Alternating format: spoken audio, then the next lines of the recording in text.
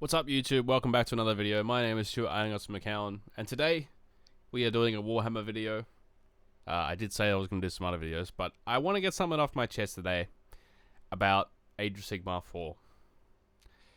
I want to get my reviews so far of Age of Sigmar 4. There's going to be some positives in there, some negatives in there. I want to tell you what I think about the game in the context of other editions of the game and how I've enjoyed it or not enjoyed it so far. But before we get into it, I have another channel now, which there will be a link in the description. It's also my page on the featured channel section.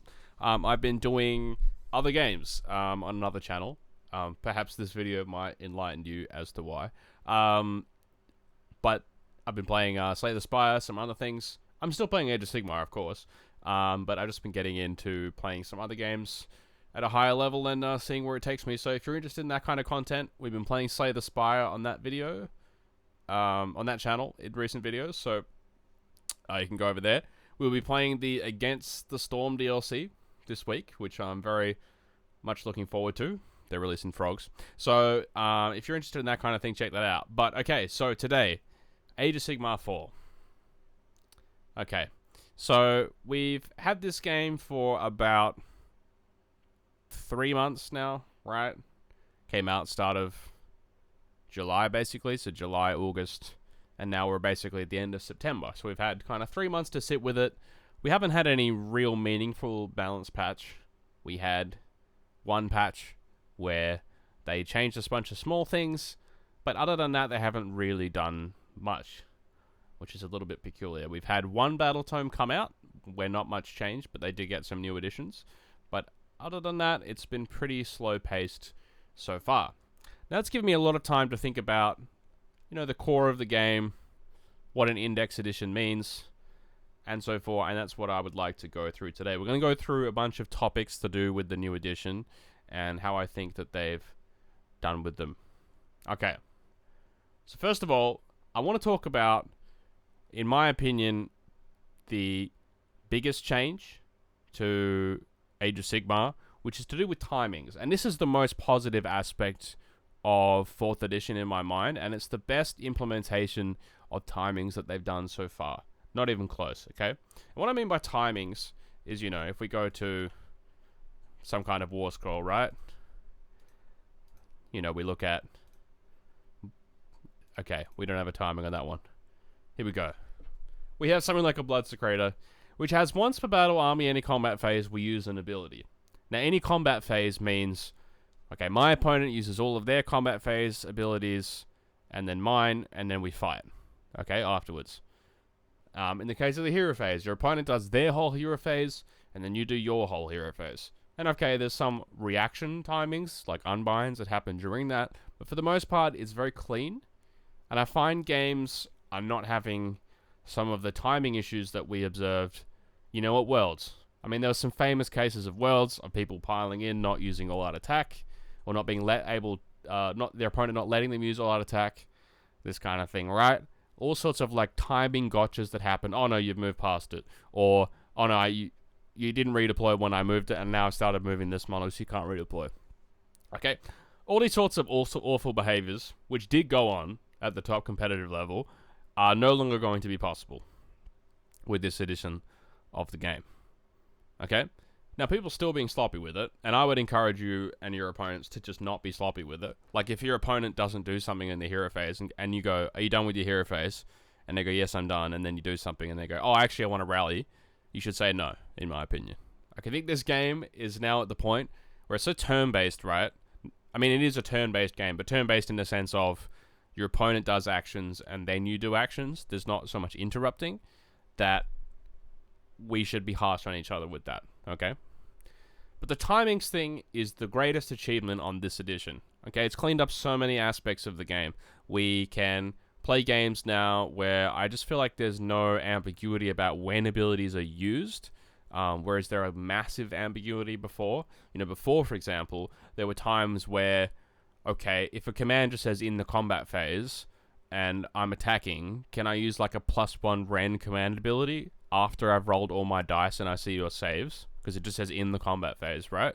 And we had to kind of do some extra work to say, it doesn't seem right that, you can interrupt one action with another action, but there weren't actually any core rules to prevent that.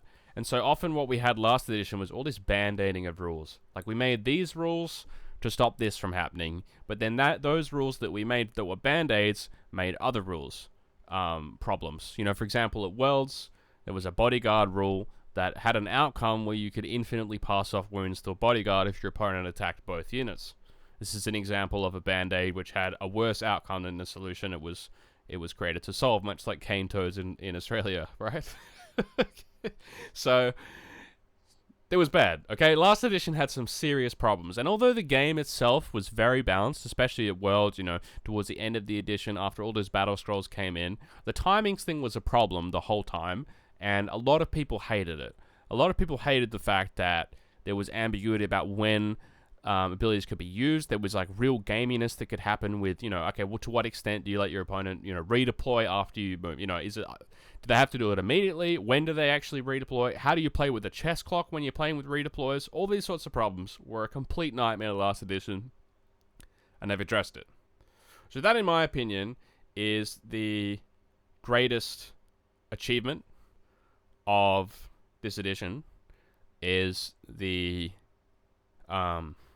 reactions, just the timings and stuff like that. Okay. But I have to say, and I've really thought about this a lot, I'm not sure that there's that much else that I like. I've really thought about this a lot, and all of the things that I like with certain caveats, okay? So the next thing I want to talk about is command abilities. Okay, command abilities. All right, maybe I'm gonna get a notepad up here. All right, and we're gonna make some notes as we go. All right. Okay. Command abilities. They are too impactful. Okay. So you've got your countercharge. Okay. You spend 2 CP and countercharge, and this was an ability that was extremely costly last edition. Okay, like certain armies could take it, like a Glotkin, but it would cost you like 600 points and a command point, right? Or it would cost you, okay, Cities of Sigmar had it, but there were certain conditions that had to be fulfilled, and you had to take Cities of Sigmar, right? Like it was baked into an allegiance. Now everyone just has countercharge, okay? And countercharge, even for 2 command abilities, is much too broken of an ability to be in the whole game, in my opinion. So I think the biggest culprits of what I think are overpowered abilities are these 2, and also cover fire. Okay, I think these 3 are way too strong compared to the other uses of command points across the board in the whole game, and I think they have skewed the way that they have to balance the game. Okay, so abilities that give bonuses to charge, or units that get bonuses to charge, need to be kind of balanced quite carefully. Because if there's a lack of units in the game that can, for example, tag them or things like this, then you're in a situation where it's very easy for your opponent to get way too much value out of the countercharge. For example, Hex Raids, right? So suddenly you have this unit where you get value from countercharging, because you get +1 damage when you charge, but also your opponent doesn't really get any value from tagging you because you have retreat and charge anyway. So suddenly it's kind of just no counterplay, right? When you play versus this unit that can just leave combat, but also can countercharge. And I feel like there's so many situations where countercharge is just too much to play around. And we end up in a situation where you just kind of like decide how much of a charge you're going to give your opponent. Like, you go, okay, I kind of have to like kill this thing that's in front of 6 Varangard, but I don't want the Varangard in combat. So how many inches away do I need to be for it to be safe? Do I do 8 inches, 9 inches, 7 inches, 6 inches, 10 inches? What do I do? And there's no real right answer there, because at the end of the day, your opponent's going to roll 2 dice, and it might be over what you said, right? You might even go, I'm going to be 11 away. I'm going to sacrifice my potential charge options to be 11 inches away. Like I'm going to charge in an awkward way, or I'm going to charge off one unit to pilot into another unit, or something like this. And I'm going to kind of compromise my position to try to counter a counter charge, and my opponent's going to roll an 11 anyway. Right? And this can happen. And this is not good. Like, this is not good game design. You don't want there to always be this presence while your opponent has 2 command points of a potentially game-ruining charge. And what it means is that abilities that stop your opponent from using commands are extremely strong. And so those units need to be pointed appropriately, which some of them are not. But overall, it's just way too strong of ability. And Power Through is another ability that is way too strong. So basically, if you're higher wounds, if you've charged that turn, you can just piss off out of combat. Or move into combat, in a different position with the same unit. Like, at least you can't tag other units with it. But, if you're 25 wounds in Archeon, if you charged, you just will always get to move with this, because you're always higher wounds than everything except Gargants, right? And this is not a balanced ability. It's just not. Like, you now have to balance every hero in the game around this. Because they basically all have retreat after you've fought. And okay, yes, you might have to take a hit, but the fact that you can always just charge 2 things, one shit thing and one good thing, attack the good thing, and then power through away from the shit thing. You can always do this with any hero in the game, and it's just not something that should be in the game, in my opinion. It's too strong. Like, if they made it so that you can't power through outside of combat, that might be a nice change. I don't know how useful it would be as a command ability, but right now, it's just much too strong, and it's going to make it so that every hero they come out, especially if it's a fighting hero, they're going to have to balance around this ability. Same as counter charge. Cover fire is the same. Okay, you basically just get to shoot again, and okay, you get -1 to hit, but there's way too many abilities in the game that just get around the -1 to hit. Like, priority target, +1 to hit and wound. Other sources of +1 to hit, which are everywhere, right? There's plenty of ways to get around the -1 to hit and wound from cover fire. Or you just have, like, crit auto wound and you just don't even really care, right?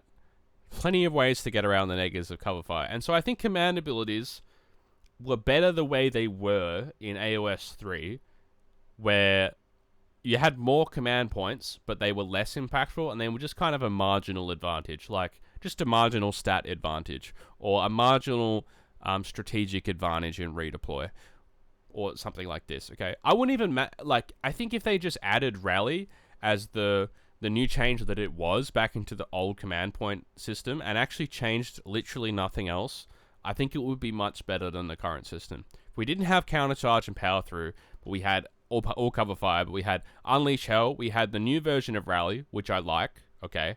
So I'm going to put that there as a positive. I like the new Rally. It's positive.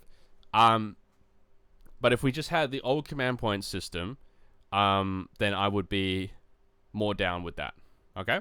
So that's where I am with command abilities. Okay. So that's the first thing.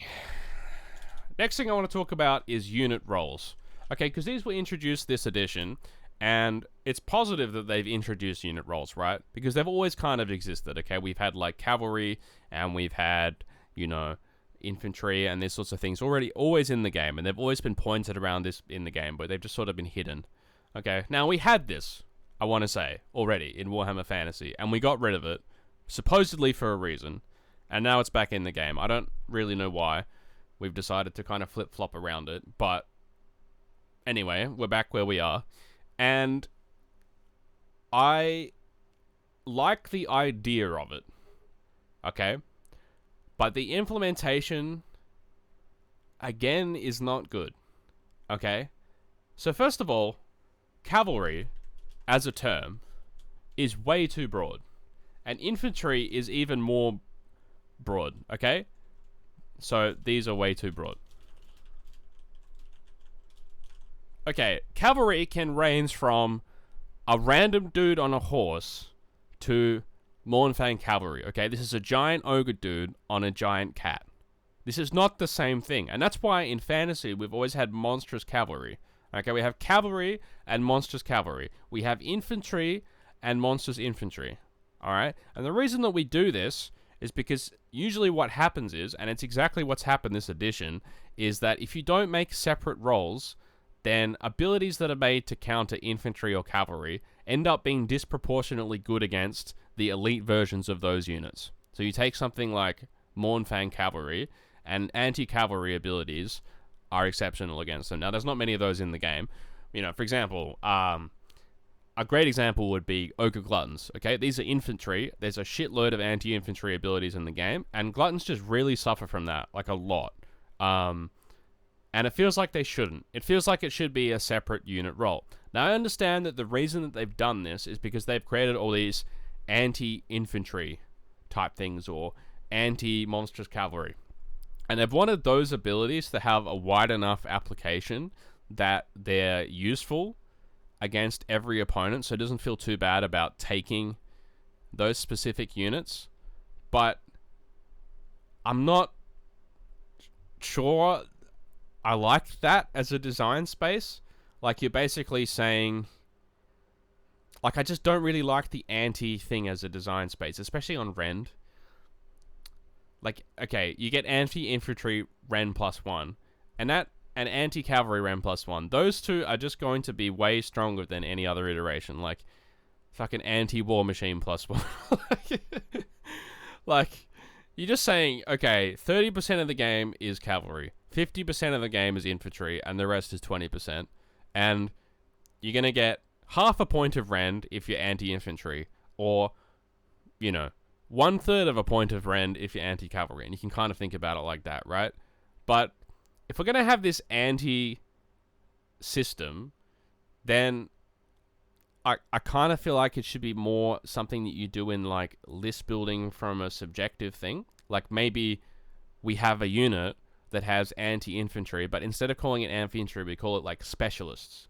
And the specialist rule means after deployment, you can pick one anti-ability, and then you could expand the pool of unit roles beyond cavalry and infantry, right? You could then have cavalry, monstrous cavalry, infantry, monstrous cavalry, and your opponent could pick, you know, I'm going to pick anti-cavalry this game because this unit has specialists, right? Something like this would be much better, you know, and that actually is the implementation that they've written in the honor guard, like, rule, right?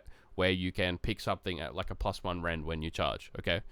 That's the implementation they've written, and that makes the most sense to me, because if it's not that, and it's just, okay, this unit's good against monsters, or this unit's good against cavalry, it's going to create really bad situations on the casual level. Like, you go to a game, and your opponent just has a bunch of anti-your unit stuff, or you accidentally construct a list that completely counters your opponent by having all this anti-infantry stuff. Now, okay, +1 Rend is not completely counters, but it's going to give you a certain edge, right? And they're going to have to limit the design space around this phenomenon, right? The fact that it can be a feels bad means that they can't release ever anti-infantry +2, or, you know, they're going to have to limit +1 damage against infantry, and then plus, you know, anti-infantry +1 Rend. Like, they can't have, like, both of those on too many war scrolls because it might be too bad for infantry. But I think the worst version of this is anti-monster. Okay?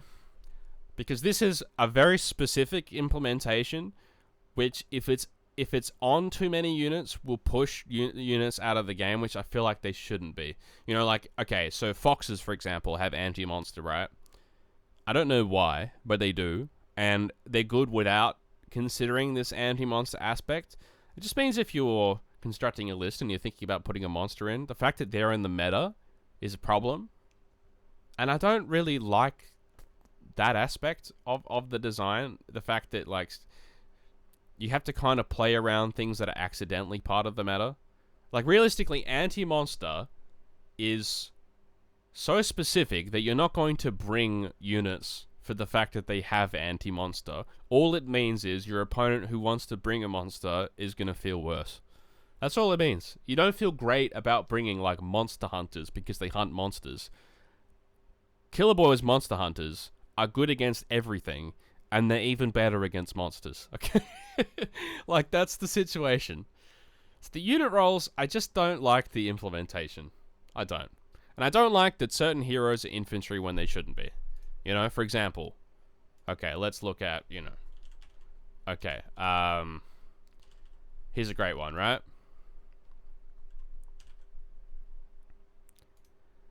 Catacross, Mr. 20 wounds, 3 up save is infantry. Okay, and this means that he gets guarded hero. Okay, also means, okay, he's gets the anti-infantry stuff against him, but who cares?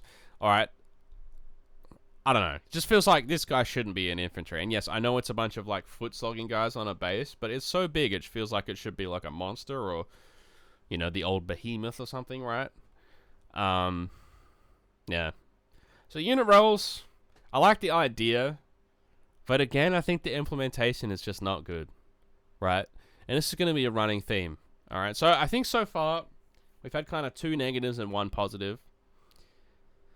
Can I think of another positive? Okay. So, here's another aspect of something that they tried to do, clearly, which is to give units, I guess, racial roles, or like racial-based profiles, okay?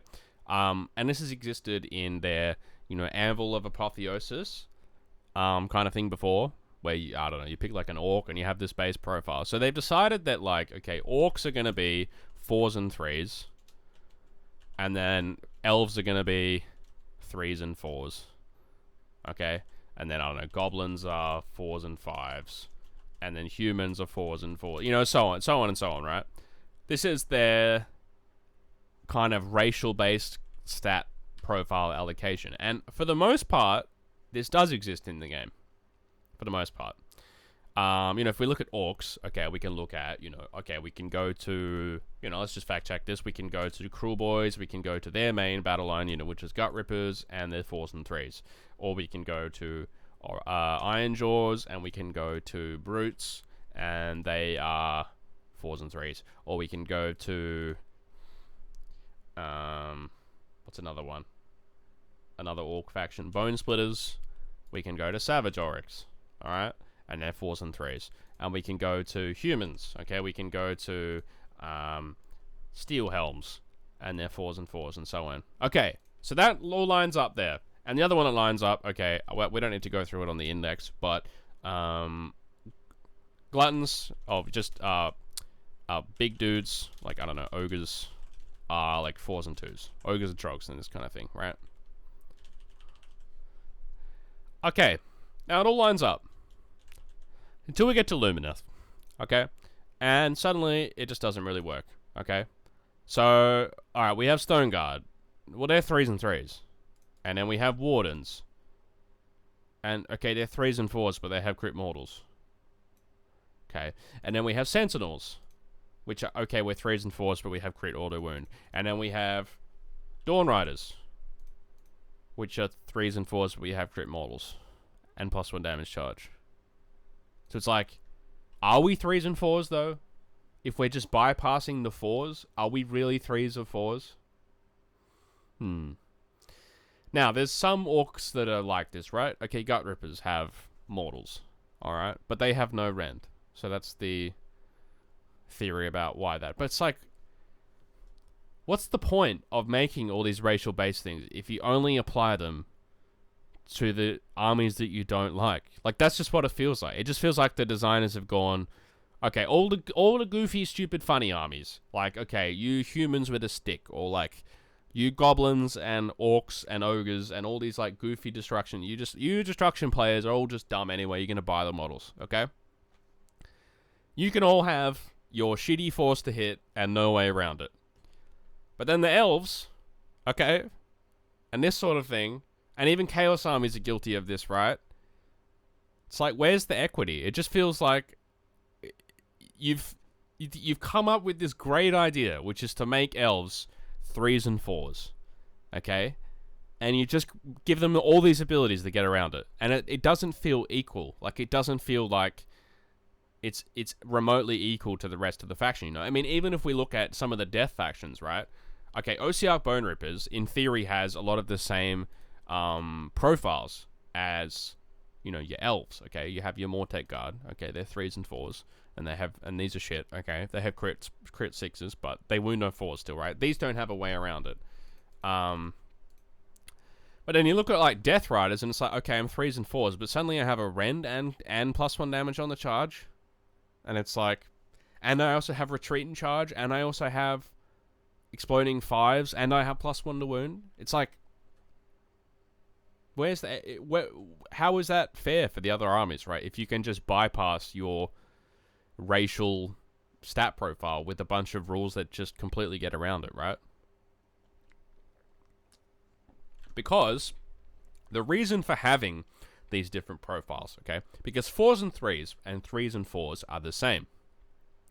Okay, but 5s and 3s is worse than 4s and 4s. And the reason why that's significant is because if your opponent has -1 to hit, it's going to affect the units that have 4s and 2s more than it does, 2s and 4s, for example, right? And the opposite is true for -1 to wound. And of course, there's way more -1 to hit in the game.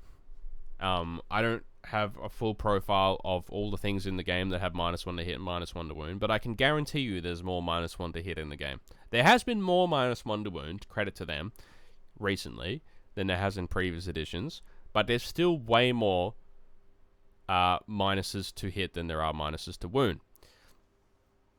Okay, so that's the issue that I see with the racial roles thing, is good idea, but bad implementation. Okay, unequal implementation is the way I would put it. Let's make that unequal implementation. Okay, so that's where we got to. Now, if you can sense me getting like a little bit frustrated, it's because I feel like what we've gone through so far, it's like they're great ideas, and you can say whoever's come up with the ideas at the start has done them really well from a conceptual standpoint, but the way that they're in the game just feels like I could, as a person who doesn't really know anything about game design, really. I mean, I am in game dev, okay, but as in terms of making board games, I have no experience. But I feel like I could easily fix this. Like, all you have to do with the elves is just make them cheaper and have less rules, and this 3s and 4s thing will actually happen. Okay, but for some reason, okay, and this is what I want to get into now. Okay. Why do we keep making the same mistakes?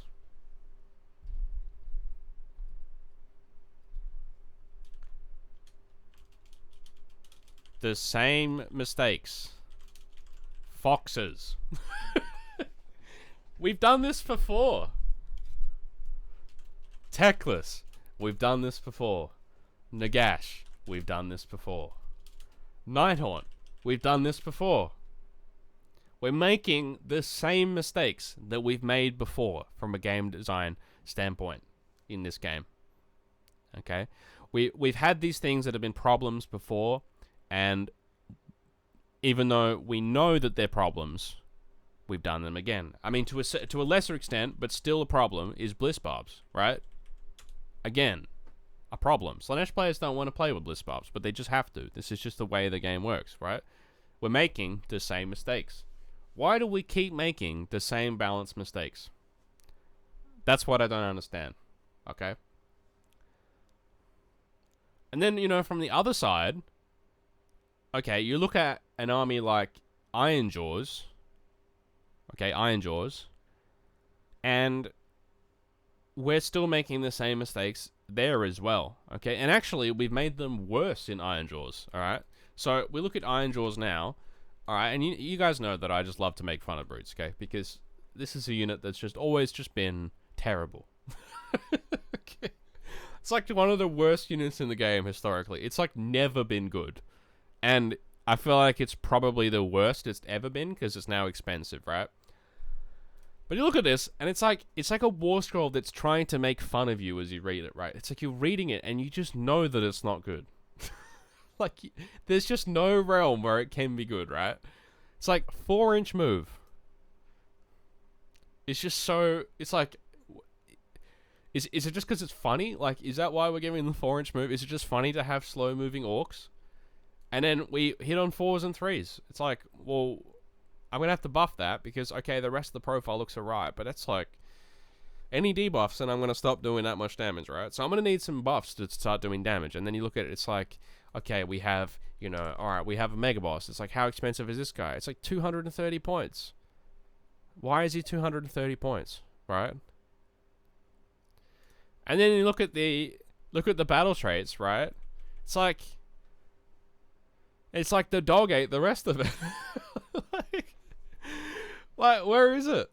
There's one once per battle thing, and then one 3-inch move, and that's your battle traits. And then the rest you just move 4. Like, that's just what you have to deal with, right?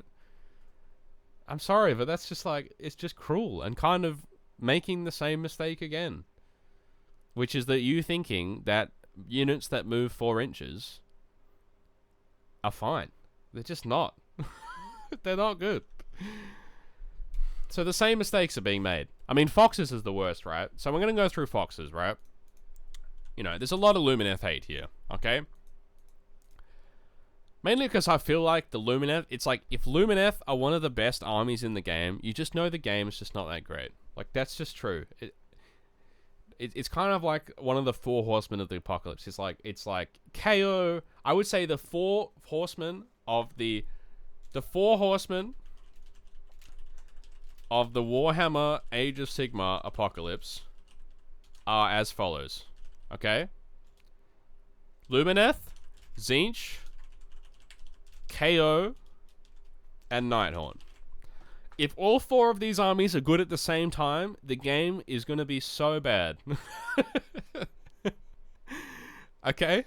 These are the 4 horsemen. Now, 3 of those are good at the moment. Okay? So we're like almost at the 12 o'clock of the Doomsday Clock.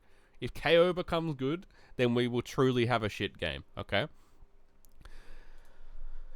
Okay, now it sounds like I'm being biased towards these armies, but the reason that I picked these armies is because they have inherently frustrating design, okay? We have Lumineth, which just has way too many broken rules, and they've always had this that don't have any counterplay and are not fair, okay? Tzeentch, they have literal cheating mechanics in there, like dice fixing mechanics, and general feels bad gameplay. KO is a shooting army that doesn't do anything but shoot and run away, and that cannot be positive for the game. And Nighthaunt, okay, full send combat armies whose defensive mechanic is reliant on one player rolling 4 up defensive rolls. Okay, maybe Nighthaunt, like, I'm going to put a question mark there, because I kind of feel like it's because every version of Nighthaunt has been really toxic. Like literally every version at some point has been really toxic, that I kind of just have a negative opinion of this army in the game as well, but it's not as bad as the other 3 for sure. But still. Okay, Foxes. So why is this so bad? So we move 18, alright, so theoretically that's better. And, okay, where's the movement thing? Well, it's in the battle traits, right? We can, we can move 3 units that have shot after they move, we move them, they move, okay? So it used to be you move 12. And, okay, it's 18, so they move 18, but then, actually, they don't move 18. They move 22. So, you're telling me this unit moves 22 inches in the movement phase, and then shoots, and then moves another 22 inches.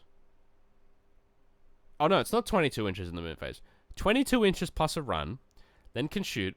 They can move another 22 inches, and then can charge. Or they can just run away with the 22 inches, right? Like, why are we doing this again? Like, we already knew that this is broken. What? Like, how is it not broken to just have a unit that just moves a million inches across the board? Of course it's broken.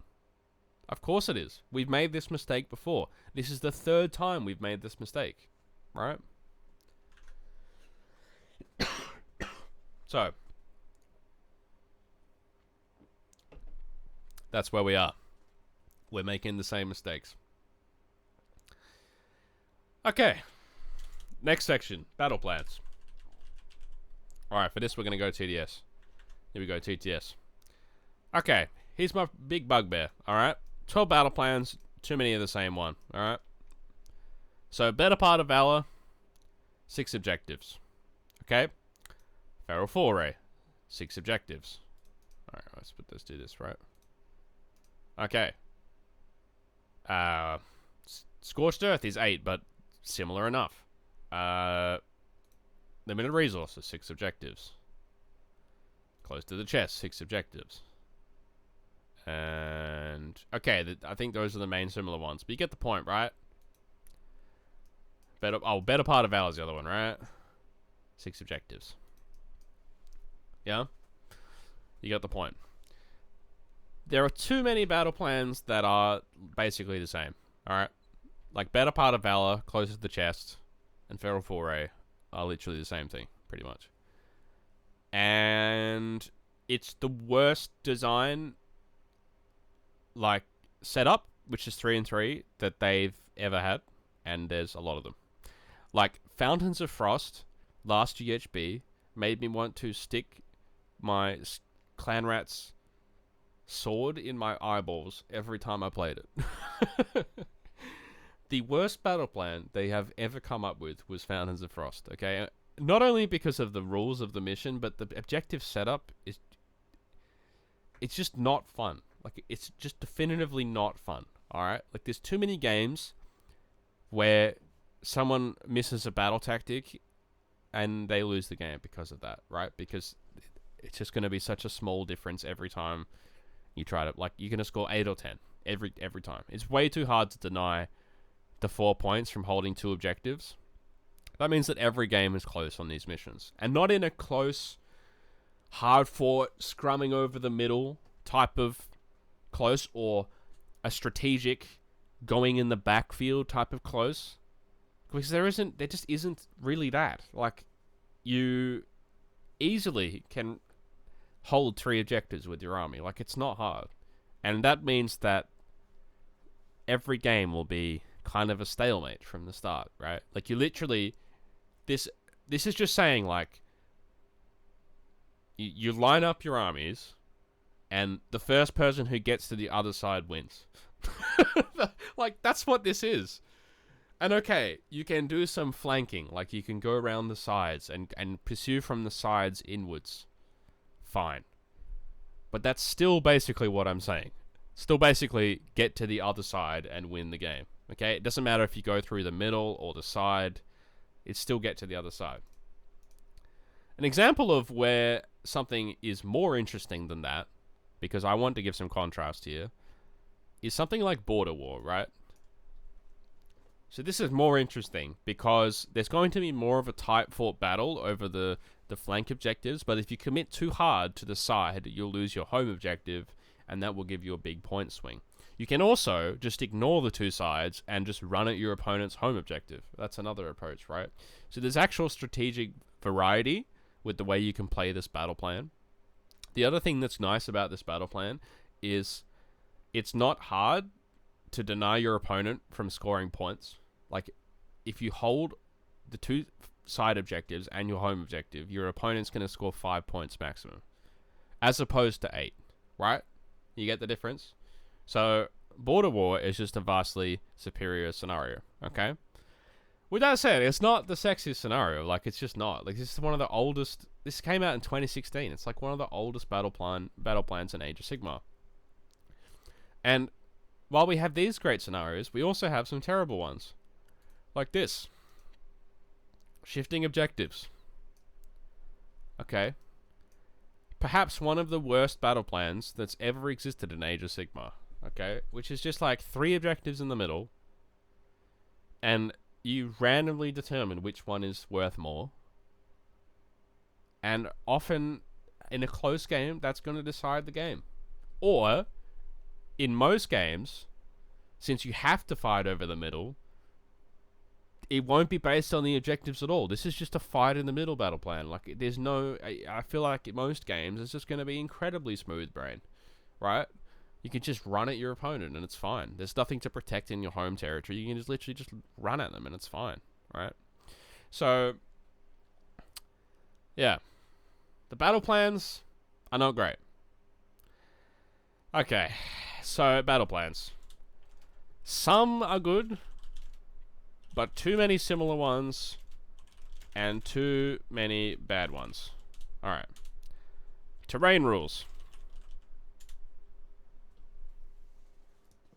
It's going to sound like a really negative video, and I want you guys to know that I really like Age of Sigmar, and the reason that I'm saying this stuff is because I want it to be better, because I think it can be better. The terrain rules are terrible, and I can't believe we have to deal with another edition of terrible terrain rules. Like, it's actually kind of mildly upsetting to me, because I'm someone who's been a TO for, you know, so many TTS events at this point, and been invested in this game for so long.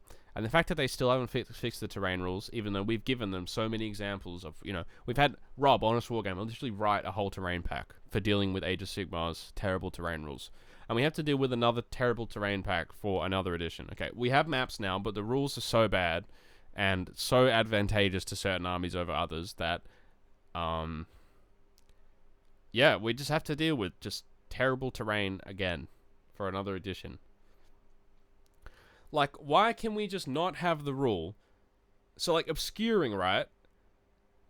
Why is it if one model can see me that the whole unit can see me? Like, that, like, that's just going to cause arguments at, like, a tournament, right? Like, you could literally just say, if you draw a line from models in the unit, and at least half of them draw a line through the forest, you can't see them. Like, why? That's in other games, I'm pretty sure that they've made. Like, why would you just not do that? Or don't even make it that bad. Like, just if you draw a line from each model to the closest model in the target unit, and you draw a line through the woods every time, you count as behind the woods, and you get -1 to hit, or something like this, right? Or literally just copy paste the rules from 40k. 40k terrain rules, way better than this, right? So we are stuck with bad terrain rules. We are stuck again. Like, I challenge you to find out. So cover is really weird, right?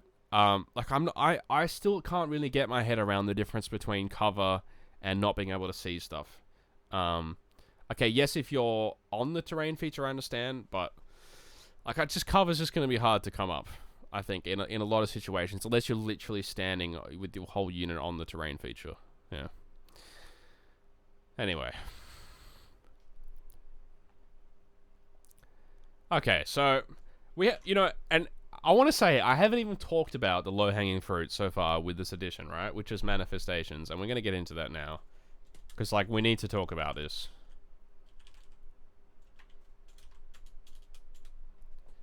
I'm going to make this a combo topic. Okay, so here's the thesis, alright? There's too many stub your toe moments in this game at the moment. Okay, there's too many moments in the game where, you know, you get stuck behind something, or you don't kill the manifestation you're in combat with, and then now you can't charge. Or I did one the other day, right? I played with the pendulum, okay? And my pendulum can move in my opponent's turn, which my opponent didn't know. And I took advantage of that because it was a competitive game. It was a competitive game. And I moved my pendulum into combat with 20 Fusiliers, and they now could not shoot, okay? Now, I would say that that's just, like, silly. Like, it feels silly. It feels like a stub your toe moment. It feels goofy. You know what I mean? Like, it's not, like, clever or thematic. It just feels dumb. Like, feels goofy. Like, do you guys know what I mean?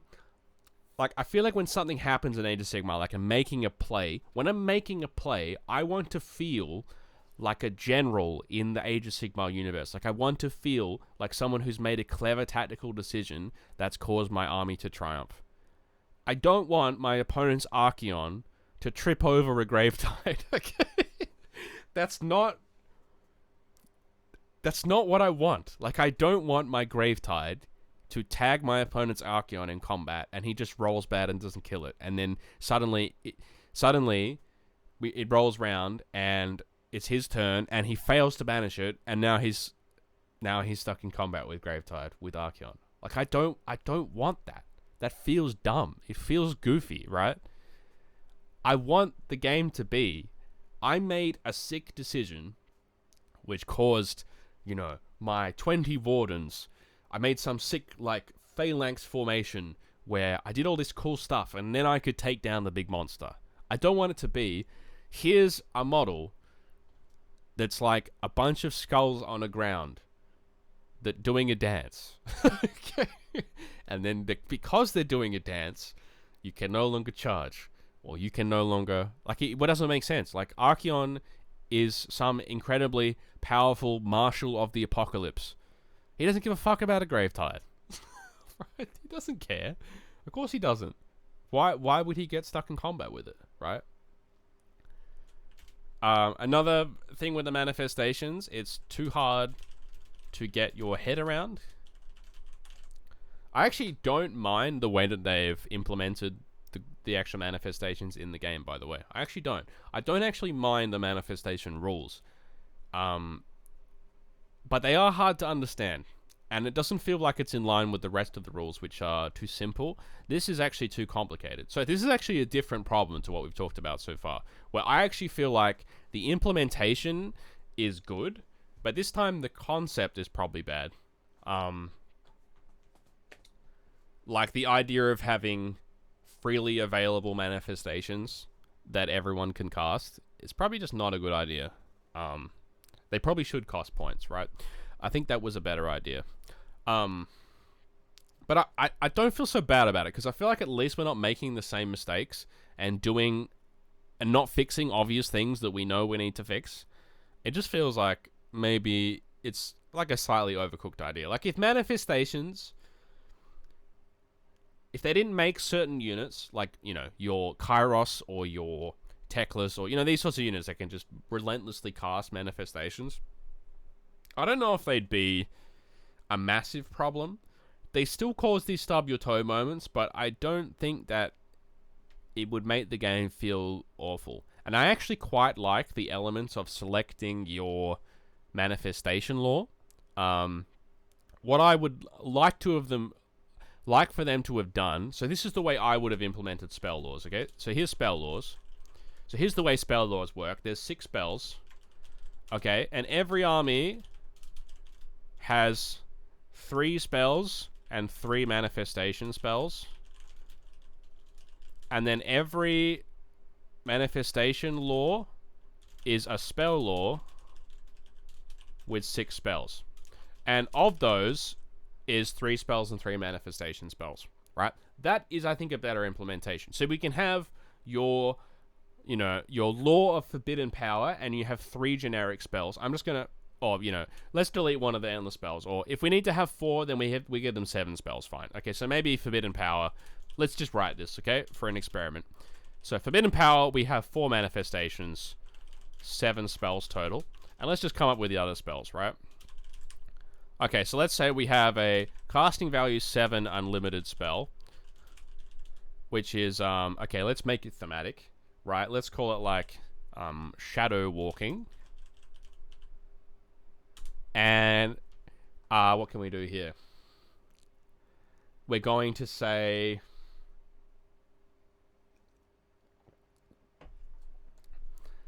until the end of the turn, this unit can run, shoot, or charge.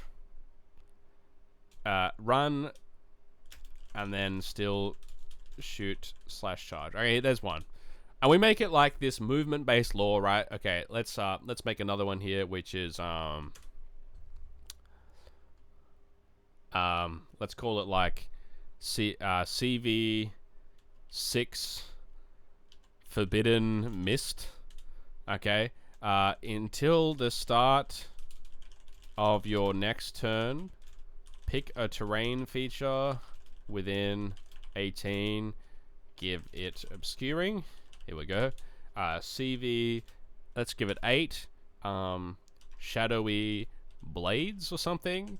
until the start of your next turn, the unit gets +1 to wound and +1 rand, or something like that. We want some like damage thing to offset that, the fact that everything else is movement based. Okay, we just do this, and we just make generic spells that are not particularly powerful but come along with our manifestation law. And this means that you're going to have to choose between taking your army's spells or taking manifestations. All right. And that will inevitably lower their power, because suddenly you're going to have to sacrifice something to bring, you know, your bridge or this kind of thing. And it's going to make them easier to balance, okay? It's also just going to be more fun. Like, you're going to have more to choose from. It's like, okay, I can go my OBR spells, and, you know, maybe 2 of them are not great, but I have the OBR and the spells, which are, or the manifestations, which are great.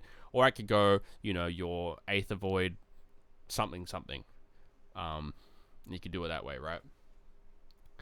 So I think that this is more of an interesting balance space for me, to have these generic spell laws that also have like summon manifestations in them, and then you can tweak those, you know, with battle scrolls. But this is more fun to me.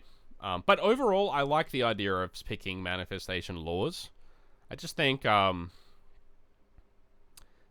And then the prayer scriptures maybe can be part of this as well. I mean, maybe we increase the number of this, or maybe one of them can always be a prayer. Like, maybe this can be a prayer or something, right? Like, this can be a like, you know, actually, you know what would be even better? It would be casting value 8, chanting value 6. Like this, right? Like, you do both, okay? For some of the spells, all of them. I don't even care, okay? Come up with something like that. So, kind of a subset of my complaint about manifestations is the state of priests. Priests are bad, okay? And not in like a terribly bad kind of way, but, and not all of them are bad. It just feels like you're kind of getting like a once per game ability, really, is what it often feels like with priests. Like, unless you're spending a command point to pray in your opponent's turn every time, which you might, okay, but a lot of the time it's just going to end up being, yeah, kind of you charge up your points, and then on turn 3, on your big turn, you load up a unit with something, and then that's kind of the end of it, it feels like. Yeah. Okay, but is there anything else I want to talk about? I think no. I think I'm going to call it there. So looking forward, alright. We should have a battle scroll coming out soon, and I hope it addresses a lot of this stuff. I really do. Because I think our game can be great. I just want them to learn from the mistakes. Because I kind of feel like we went back a bit with this edition in terms of the progress as a balanced team. And I want the mistakes that have been made in the past to be studied and learnt from a bit better. It kind of feels like a bit... the word I would use is kind of a little bit like aloof or callous. Like, it kind of feels like the feedback and the learnings that we've had have been thrown out the window in the favor of new shininess, but... And also, I just, frankly, some laziness, honestly, on the parts of some of the, like, the rules. Like, the terrain abilities, I honestly think it's just lazy. Like, I can write a better terrain pack than this, and I have no idea what I'm doing. Okay? So, some things here are just lazy, not tested properly, not constructed properly. Some of them are, like, the manifestations. Fair play, that's fine. For me, I think fair play, that's a fine mistake to make. And then some other things are just feel like morally wrong. Like Foxes feels like it feels like one of the apocalypses for my game. The fact that Foxes are good again and have this toxic thing again. Feels like why are we doing this again? You know, these sorts of things. I didn't really talk about battle tactics or the GHB, because of course this is a temporary thing, and I wanted this video to be the focus on the addition. I did talk about battle plans, I guess, but I think that's more something that's representative of the edition, I would say, because I don't think they're going to be tweaked. Whereas I could see the GHB rules being tweaked probably. Like the +1 to hit and wound from shooting. Like I can complain about that all day. Don't get me wrong. Okay, but I think that will be changed. So that's why I didn't talk about it today. But I hope you enjoyed the video. If you did, subscribe and like. And if you're interested in checking out the other games, go to the Ironjawz Plays channel, and I'll see you next time. Bye bye.